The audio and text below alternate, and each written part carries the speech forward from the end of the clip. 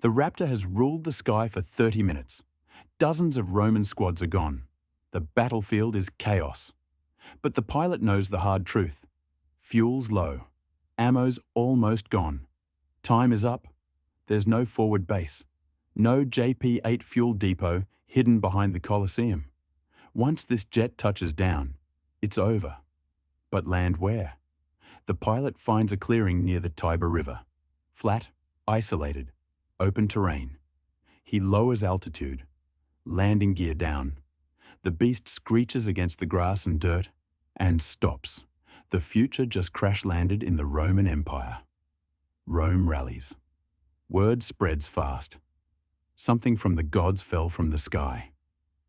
Roman scouts return with stories of the sky chariot that breathes fire. Within hours, thousands of troops are redirected. This is no longer a battle. It's a hunt. Legionaries march. Cavalry rides. Engineers roll siege towers and catapults toward the fallen metal beast. Rome doesn't understand what it is, but Rome plans to take it. The pilot's dilemma. Inside, the pilot is alive. He has no radio, no GPS, no backup. Limited rounds for the Vulcan cannon and one handgun. He seals the canopy, activates defense mode. The radar pings, and the ground lights up with movement. Thousands, tens of thousands. The Romans are coming.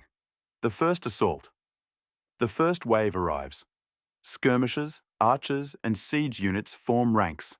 They surround the craft like ants circling a scorpion. Ballista bolts fly. Onagers lob flaming stones. Most miss. Some bounce. One cracks a wing panel.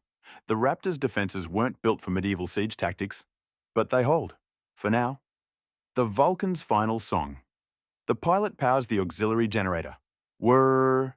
The M61A2 Vulcan cannon spins up. Then, BRRRT. Roman ranks disintegrate. 100 rounds per second carve through shield walls like paper. Romans retreat in terror, then regroup, then charge again. Wave after wave. The cannon fires until it doesn't.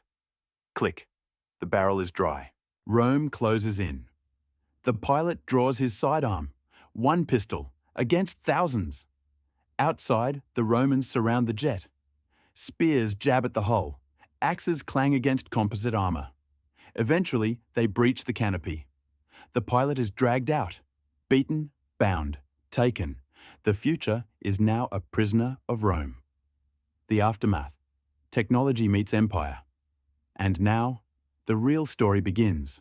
Rome captures the jet. It's burned, cracked, full of holes, but still terrifying. Scholars examine it. Engineers sketch its parts. Priests call it a divine message. Others, a curse. But they can't recreate it. The alloys are beyond their forges. The computers are unreadable. The jet fuel doesn't even exist.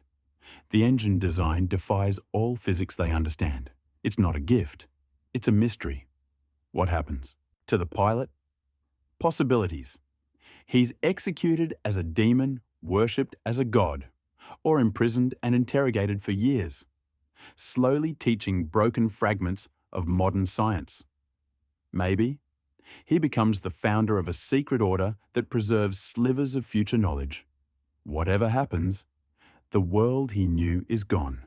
But the stories, they'll live on. Let's break it down. Limited but loud. Rome can't rebuild the jet. But what they can do, mimic parts of its design, armor plating, basic aerodynamics. Study the optics and glass for future lenses. Try to replicate gunpowder if any residue remains. Inspire 2,000 years of war innovation, philosophy and fear.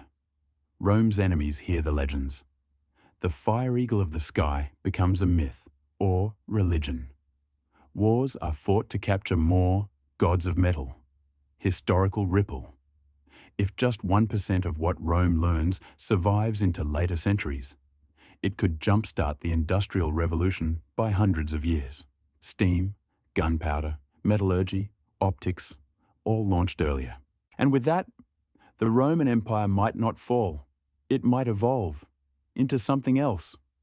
One jet against an empire, It didn't win the war. It couldn't. But it changed the story. It shattered the rules. It planted a seed of the future in the heart of the past. And that might be scarier than any missile.